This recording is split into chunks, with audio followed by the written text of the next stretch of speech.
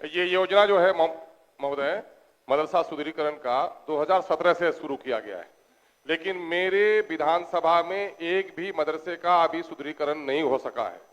मैं पूरक के तौर पर पूछता हूं कि 2 मदरसों का तस्करा इन्होंने किया है कि मदरसा आलिया सिद्दीकिया पूर्णिया बैसा प्रखंड के अनुदानित मदरसा आलिया सिद्दीकिया टिंगोज बैसा एवं मदरसा रहमानिया खपड़ा बैसा का जिला अनुमोदन समिति ने प्रस्ताव प्राप्त हुआ है। निधि की उपलब्धता के आधार पर 2025-26 में योजना को स्वीकृति प्रदान की जाएगी।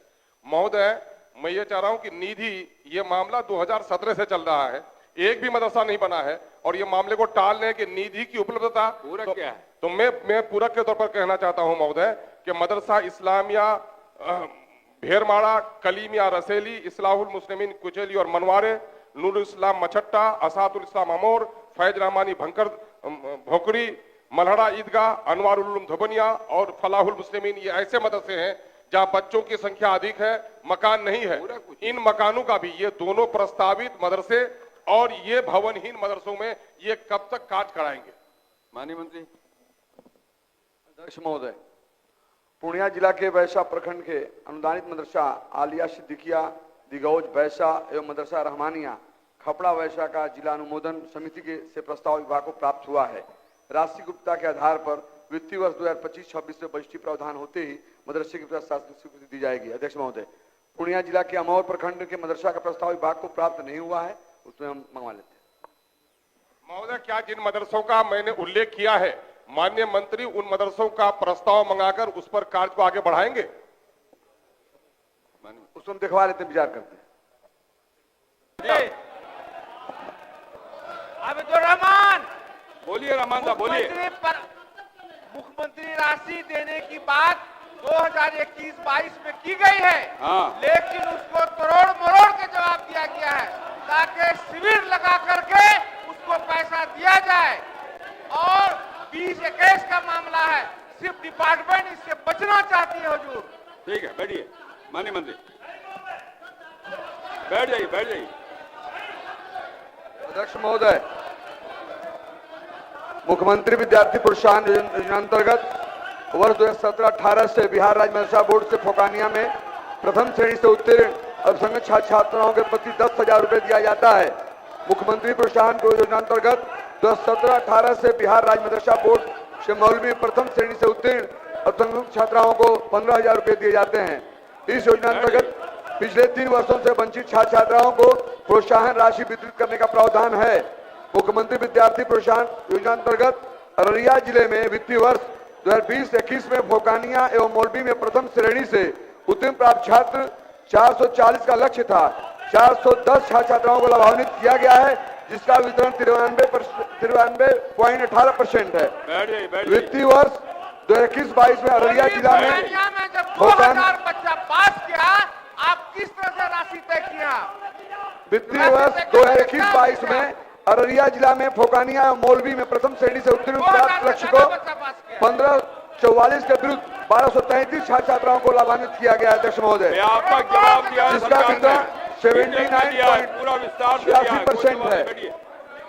अररिया जिला में वर्ष 2020-21 तथा 2021-22 से समेकित रूप से वितरण 82.81% है। फिर भी यदि 2020-21 में बची छात्राओं को आवेदन समझ मदरसों द्वारा उपलब्ध कराया जाएगा तो भुगतान की कार्रवाई की जाएगी। अध्यक्ष महोदय, ये जवाब जो है तोड़ मरोड़ के दिया जा रहा है ताकि 2021 में 2000 से ज्यादा सिर्फ अररिया क्षेत्र में हुआ है, उसी तरह से पूरे बिहार में, ताकि पैसा देने में और इस तरह राशि को तय करने में डिपार्टमेंट को क्या लगता है? अपने स्थान में बैठिए, सरकार ने व्यापक जवाब दिया है, बैठ जाइए। माननीय अध्यक्ष महोदय, बिहारी मजदूरों की एक बड़ी संख्या रोजगार के खातिर देश के अन्य राज्यों में पलायन करने पर विवश है।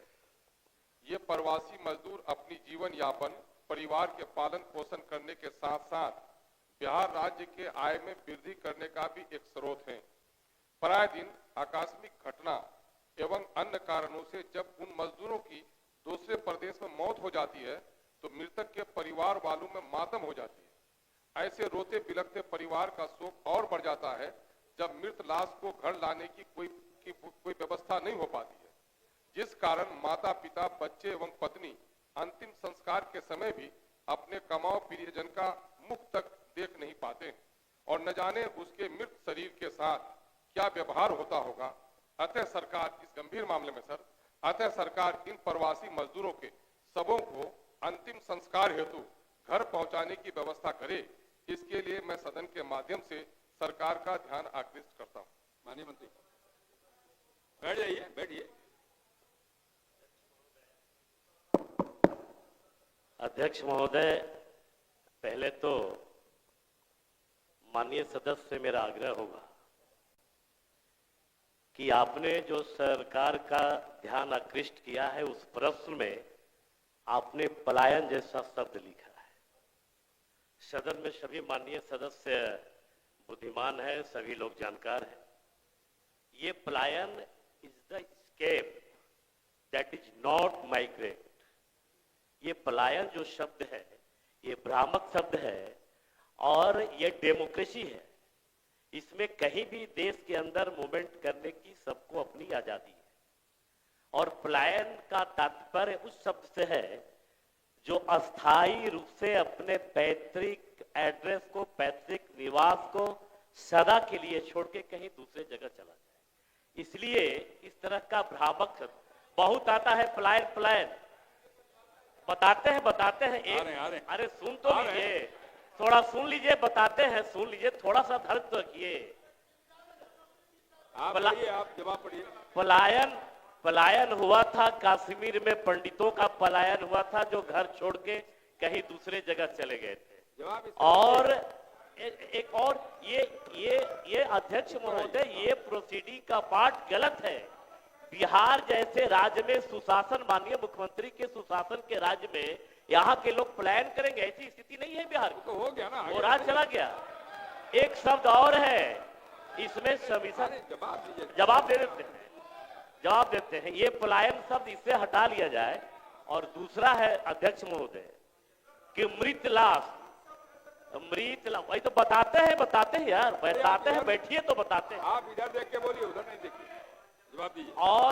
और माननीय प्रश्नकर्ता का एक प्रश्न में है कि मृत लाश नहीं, पार्थिव शरीर, जो हमारे श्रमिक या जो बाहर यहाँ के लोग जाते हैं किसी बम ब्लास्ट में, कोई आपत्ति स्थिति में, जब बहुत लोग मर जाते हैं उसमें उसको लाश कहते हैं।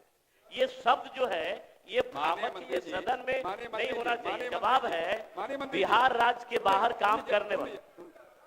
आप शब्द पर ध्यान मत दीजिए, माननीय सदस्य की भावना पर ध्यान दीजिए। बताइए। वही तो कह रहे हैं, वही बता रहे थे। बिहार राज्य के बाहर काम करने हेतु गए प्रवासी श्रमिकों की दुर्घटना में मृत्यु की स्थिति में मृत प्रवासी श्रमिकों के पार्थिव शरीर को, अरे सुन तो लीजिए एक बार, फिर आप उधर देख रहे हैं, इधर देखिए। बिहार राज्य के बाहर काम करने हेतु गए प्रवासी श्रमिकों के दुर्घटना मृत्यु की स्थिति में मृत प्रवासी श्रमिकों के पार्थिव शरीर को उनके पैतृक आवास तक पहुंचाने का व्यय श्रम संसाधन विभाग द्वारा किया जाता है। इसके साथ ही विपदा में फंसे प्रवासी मजदूरों को घर वापस लाने का व्यय भी श्रम संसाधन विभाग द्वारा ही किया जाता है। वित्तीय वर्ष 2024-25 में उक्त कार्य हेतु कुल रुपए 86,50,000 के बजट का प्रावधान 8002965656 पर संपर्क स्थापित किया जा सकता है। माननीय अध्यक्ष महोदय, बिहार जैसे डेंसेस पॉपुलेशन में थोड़ा सा जानकारी मैं सदन को देना चाहता हूं। दे दिए जवाब, बैठ जाइए, बोलिए। अध्यक्ष महोदय, माननीय मंत्री नए हैं लेकिन विद्वान मंत्री हैं, मैं बधाई देता हूं। एक उर्दू की दो पंक्तियां हैं सर, कि अल्फाज के फेरे में उलझते नहीं दाना, शब्दों के फेर में अकलमंद नहीं उलझते हैं। जो समंदर में डूबता है उसको सिप से नहीं मोती चुनना है। मैं कह रहा हूं, मैं आसमान के तारे नहीं मांगा गरीबों के लिए। जो गरीब कमाने के लिए आता है, पलायन है कि प्रवासी है, उसकी व्याख्या कर रहे हैं। वो तो हो गया, मैं नहीं कहा। नहीं सर, ये गैर जरूरी बात उसने छाड़ दी। सर मेरा एक मुतालबा है सर गरीबों की तरफ से, बिहार के करोड़ों गरीब मजदूर बाहर में कमाने के लिए जाने के लिए बेबस है। हमारे बच्चे आईएएस आईपीएस बन के भी जा रहे हैं। मैं उनके लिए नहीं, पूरा पूछिए ना। मैं साफ कहता हूं सर कि उनके सबको, जिनको लाश कहने पर इनको दिक्कत है, उर्दू में उसको लाश कहते हैं, समझ लीजिए, उनके सबको मरने के बाद उस कमाऊ पुत्र को घर तक पहुंचाने की व्यवस्था सरकार नहीं कर रही है। मैं धन्यवाद देता हूं माननीय मंत्री जीवेश मिश्रा जी को। मेरे आग्रह पर उन्होंने विदेश से लाश को लाने का कानून बना दिया, लेकिन अन्य राज्यों से उनको लाने का, मजदूरों को लाने की व्यवस्था नहीं है। क्या सरकार इन कमाओं को, जिसकी वजह से बिहार के बजट में जो पैसा है इन गरीबों की कमाई है, उसका खून पैसे की कमाई है, और उसके लाश को नहीं लाएंगे आप? क्या लाश को लाने की व्यवस्था करेगी सरकार? ये मैं पूछना चाहता हूं, साफ साफ बोले। हाथ में घुमाइए मत माननीय मंत्री महोदय। अरे सुनिएगा भी, आजा बैठिए, आप एक गाने पर जवाब देंगे। अध्यक्ष महोदय, बिहार सरकार, राज्य सरकार द्वारा संचालित बिहार राज्य प्रवासी मजदूर दुर्घटना अनुदान योजना 2008 के तहत दुर्घटना मृत्यु में मृत प्रवासी श्रमिकों को वैध आश्रितों को रुपए 2 लाख की अनुदान राशि मिलती है। बताते सर मेरा सवाल आसमान का है या जमीन का जवाब दे रहे हैं? मैं कह रहा हूं सारे मजदूर वो सर डिपार्टमेंट ऑफ लेबर की तरफ से ऐसे लेबरों को अगर वहां एक्सीडेंटल डेथ हो जाए तो डिपार्टमेंट ऑफ लेबर लंबे प्रोसेस के बाद उनको पैसा देता है, तो हम लोग भी जानते हैं। मैं ये कह रहा हूं इमीडिएट उनका घर बिलक रहा है, पत्नी रो रही है, मां पटक रही है, क्या उनके लाश को फौरन लाने की व्यवस्था करेंगे कि नहीं? मैं ये पूछ रहा हूं सर। बैठ जाइए। अध्यक्ष महोदय, 100 को बिहार के देश के किसी राज्य में अगर किसी श्रमिक का, किसी प्रवासी मजदूर का अगर दुर्घटना हो जाती है, उसका 100 उसके घर तक पहुंचाने की व्यवस्था श्रम संसाधन विभाग करता है। और इस बार 25-26 के बजटीय प्रावधान में 86,50,000 का बजटीय प्रावधान है। और आपको बता दूं, ये बिहार तो बिहार अभी मेट्रो में आपका 3 मजदूर की दुर्घटना हुई थी। एक बात खाली बता दी ना, उनको कुछ भ्रम है। मैं तो बता दिया कि प्रधान करता है। माननीय मंत्री जी सुन तो लीजिए ना, केवल ये बता दिए कि उसका प्रोसेस क्या है, सूचना देने का क्या प्रोसेस है, कहाँ सूचना करते हैं, बस ये बताइए। मैं तो चाह रहा हूं सर, अरे भाई अब तो सरकार की व्यवस्था है, आवंटन है। एक मिनट हो सकता है। मैं एक्सीडेंटल डेथ की बात नहीं करता हूं सर। जब भी कोई मजदूर बाहर मरता है सर, उसको लाया जाए, मैं ये सवाल कर रहा हूं सर। नहीं वो नहीं, गरीब मजदूर है सर, उसके परिवार बिलक रहा है सर, उस परिवार को लाने ये घुमा रहे हैं जलेबी की तरह सबको। नहीं सर, अध्यक्ष महोदय, किसी तरह की भी मजदूर मरता है हमारा बाहर, परिवार होता है, उसको लाना पड़ेगा। बैठिए। मैंने कहा कि मेरे यहाँ दिल्ली में और पटना में टोल फ्री नंबर है, और कोई श्रमिक अगर बाहर बिहार राज्य से बाहर कभी उसकी दुर्घटना हो जाती है, उस टोल फ्री पे संपर्क करता है। उसके लिए मेरा श्रम अधीक्षक है, श्रम लेबर अधीक्षक है, लेबर इंस्पेक्टर है, और उसका 100 उसके घर तक पहुंचाने का सारा खर्चा सरकार देती है, श्रम विभाग देता है। ये नहीं देने। लेकिन बड़ी पीड़ा और दुख के साथ मुझे कहना पड़ता है कि सरकार ने हमारे महामहिम से इस झूठ का पुलिंदा परवा लिया है। बाध्यता है महोदय, लोकतंत्र। कृपया झूठ का प्रयोग नहीं करें, असत्य बोलें तो अच्छी बात है। असत्य का प्रयोग महोदय, झूठ और सत्य एक ही चीज है, ट्रूथ है। लेकिन अब ये लोग जो है, अभी उर्दू पढ़ने वाले को कटमुल्ला बोल रहे थे ये लोग, उत्तर प्रदेश के लोग, भाजपा के लोग। तो अपनी तकरीर को बेहतर और दिलचस्प बनाने के लिए उर्दू की जरूरत होती है, और उर्दू के बगैर कोई तकरीर दिलचस्प होती नहीं। और इसीलिए अपनी तकरीर के लिए इन्हें ये लोग उर्दू अशारों का इस्तेमाल भी करते हैं। ये इन लोगों का दोहरा चरित्र है महोदय। चलिए महोदय, मैं शुरू करता हूं। बड़ी, अब क्या कहा जाए इसको, चालाकी से महोदय मैं कहना चाहता हूं, चालाकी से तो, लेकिन वो शब्द मुझे नहीं ठीक लगता है महोदय। विशेष राज्य का दर्जा से शुरुआत हुई थी। विशेष राज्य के दर्जा से माननीय मुख्यमंत्री नीतीश कुमार की राजनीतिक यात्रा मुख्यमंत्री के रूप में शुरुआत हुई थी। कहां गया महोदय विशेष राज्य का दर्जा? आपने क्यों गुमराह किया? सिर्फ सत्ता में बने रहने के लिए, सिर्फ वोट हासिल करने के लिए, सिर्फ वोट हासिल करने के लिए विशाल जनता की मासूमियत को आपने एक्सप्लॉइट किया महोदय। और ये क्या है, जब इस पर खरा नहीं उतरे, इसको क्या कहा जाएगा? ये असत्य कहा जाएगा कि जनता के साथ विश्वासघात कहा जाएगा। कौन कौन शब्द इस्तेमाल होंगे और कौन कौन शब्द संसदीय प्रणाली से बाहर है महोदय, इसकी भी आज व्याख्या होनी चाहिए। महोदय, ये लोग कहते हैं कि स्पेशल पैकेज दिया गया।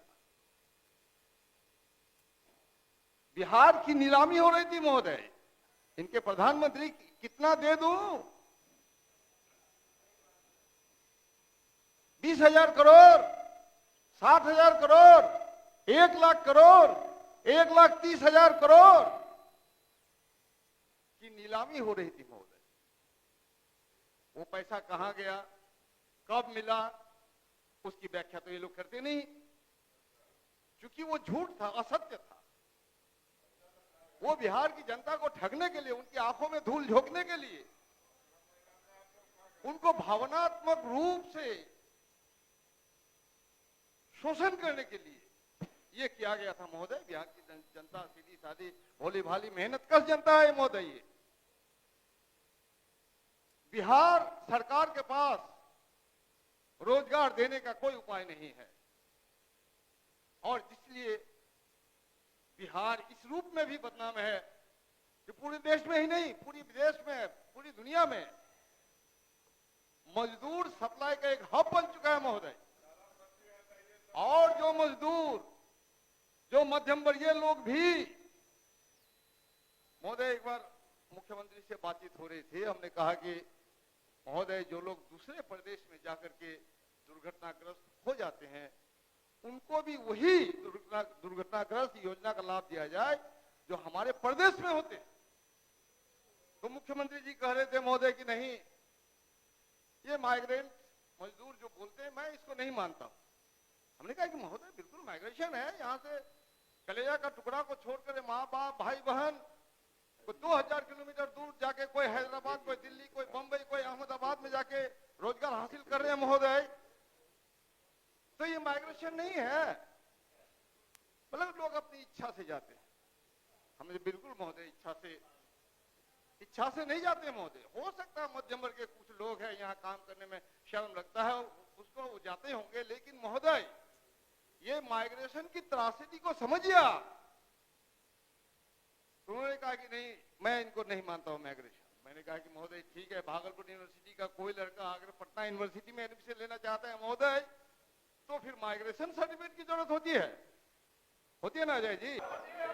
मोहम्मद इहार हस्बी, बैठ जाइए। अध्यक्ष महोदय, किशनगंज प्रखंड के बेलवा प्राथमिक स्वास्थ्य केंद्र में एक्सरे मशीन नहीं है। इससे मरीजों को इधर उधर भटकना पड़ता है। वहीं मरीजों को महंगे दामों पर निजी अस्पताल में एक्सरे कराना पड़ता है। अतः मैं सरकार से पीएचसी बेलवा में डिजिटल एक्सरे मशीन लगवाने का मांग करता हूं। कैसे सुनेंगे? आपकी बात सुनाई पड़ती है क्या? बैठ जाइए अपने स्थान पे बैठ जाइए। आप जानते हैं कि आपका अमान्य हो गया, फिर भी पढ़ने के लिए आपको दिया। आप अपने स्थान पे बैठिए। श्री सऊद आलम, श्री जारुल हुसैन। माननीय अध्यक्ष महोदय, न्यायालय द्वारा CWJC नंबर 5610/2018 राघवेंद्र शर्मा एवं अन्य बनाम राज्य सरकार द्वारा पारित आदेश के आलोक में बिहार सरकार शिक्षा विभाग प्राथमिक शिक्षा निदेशालय द्वारा पत्रांक 7/273/2022/2100 दिनांक 27/11/2024 को इस संदर्भ में तीसरी बार किशनगंज जिला को निर्देश दिया गया है, किंतु अब तक पालन नहीं हो रहा है। आदेश का पालन कराने की मांग करता हूं। श्री सऊद आलम। माननीय अध्यक्ष जी, किशनगंज जिला अंतर्गत दिगलमैत प्रखंड के करवामनी पंचायत अंतर्गत बारोभांग गांव से सद्दूबीटा पीडब्ल्यूडी पथ को जोड़ने वाली ग्रामीण सड़क पर ग्राम बारोभांग के निकट कनकई नदी पर निर्मित पुलिया 2017 के बाढ़ में ध्वस्त हो जाने में आवागमन बाधित है। उक्त पुल की पुनर्निर्माण की मांग मैं सरकार से करता हूं। श्री अख्तरुल ईमान। माननीय अध्यक्ष महोदय, मोहम्मद अनुमार पिता मोहम्मद तैयब, ग्राम कोबरा, थाना जलालगढ़, जिला पूर्णिया को एएसआई शंभू कुमार द्वारा दिनांक 25/1/2025 को अभद्र गाली गलौज करते हुए मारपीट कर बिना किसी वारंट के 11 घंटे हाजत में बंद रखा गया है।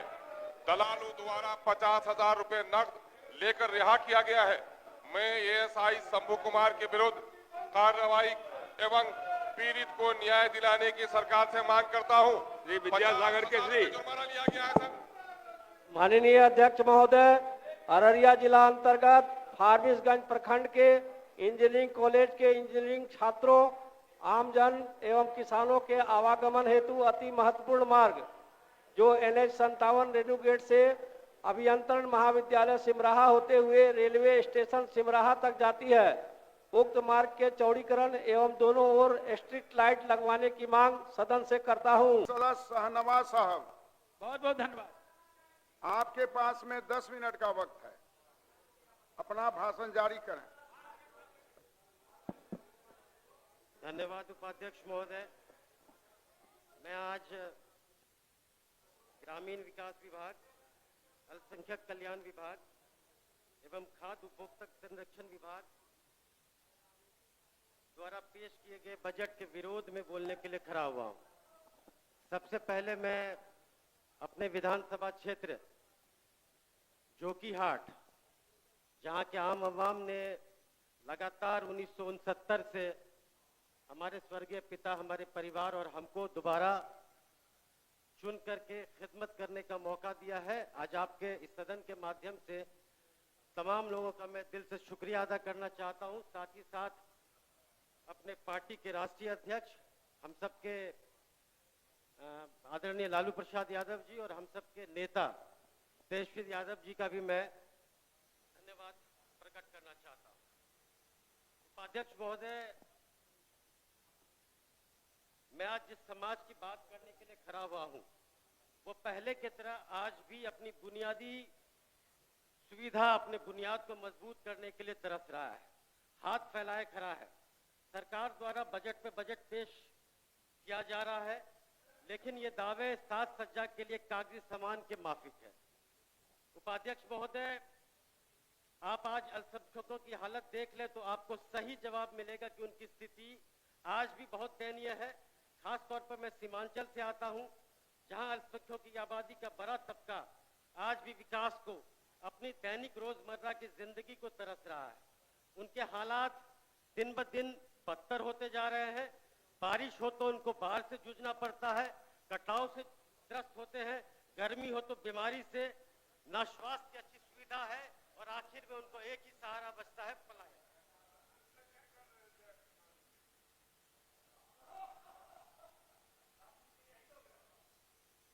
सिर्फ कागज पे विकास की बात होती भी आ रही है। महोदय, आप सीमांचल जाकर देखेंगे तो आपको वादों और इरादों में कितना जमीन और आसमान का फर्क है, उसका अंदाजा लगेगा। चंद लाइनें से मैं इसकी बात रखता हूं। आंखों को मूंद लेने से खतरा ना जाएगा, वो देखना पड़ेगा जो देखा ना जाएगा। पैमाना भरा चला है मोहब्बत के सब्र का, झूठी तसल्लियों से संभाला ना जाएगा। महोदय, आज मैं जो बात करने जा रहा हूं, मैं आंकड़ों पर सदन का ध्यान बाद में आकृष्ट करूंगा। पहले जो बिहार में लगातार हेट स्पीच दिए जा रहे हैं, उसका प्रभाव हमारे बिहार की अस्मिता और भाईचारे अमन चैन पे पड़ रहा है। महोदय, हम किसी धर्म के विरोध में बोलकर क्या साबित करना चाहते हैं? हम अपनी आने वाली पीढ़ी जनरेशन को क्या बताना चाहते हैं? इस हिंदुस्तान को आजाद करने में जितना खून हिंदुओं का है बहा है, उतना ही खून मुसलमानों का भी बहा है। यह हिंदुस्तान गंगा जमुनी तहजीब को एकजुट और मजबूत रहेगा ना कि फूट डालो राज करो वाली नीति से। एक तरफ बिहार के मुख्यमंत्री आदरणीय नीतीश कुमार जी हमेशा अल्पसंख्यकों के विकास के बारे में बात करते हैं, अल्पसंख्यकों की चिंता जताते हैं, लेकिन उन्हीं के साथ ही विधायक मंत्रीगण लगातार विरोधाभास बयान देते आ रहे हैं, लेकिन मुख्यमंत्री जी के कानों में जूं नहीं रेंगता है। मैं अमन चैन के खिलाफ जानने वालों के बारे में कुछ चंद लाइनों के बारे में कहना चाहता हूं। अगर खिलाफ है तो हो जाने दो, जान थो रही है, ये बस धुआं है, कोई आसमान थो रही है, लगेगी आग तो आएंगे कई घई जद में। टोका टोकी नहीं, यहाँ पर सिर्फ हमारा मकान थो रही है।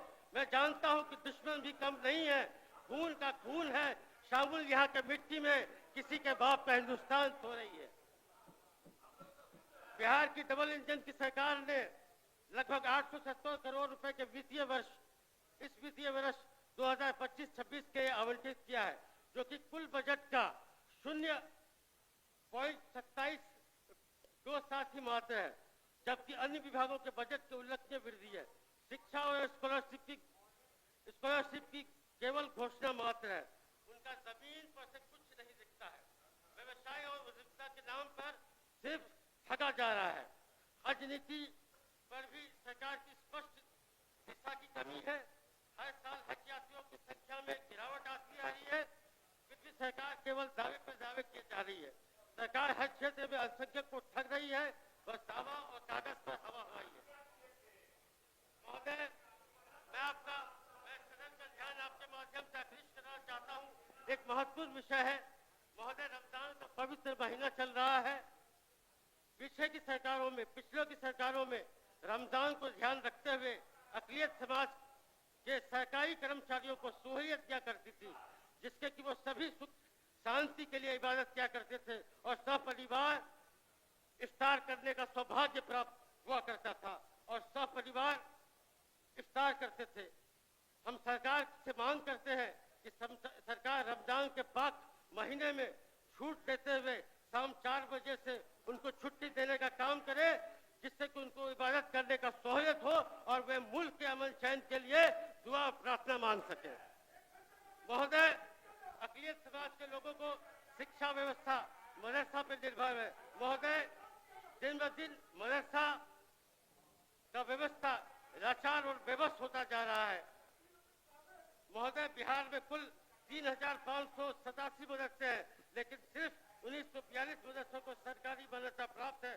सरकारी देख रेख नहीं होने के कारण मदरसों के मनमानी और बदहाली किसी से छिपी नहीं है।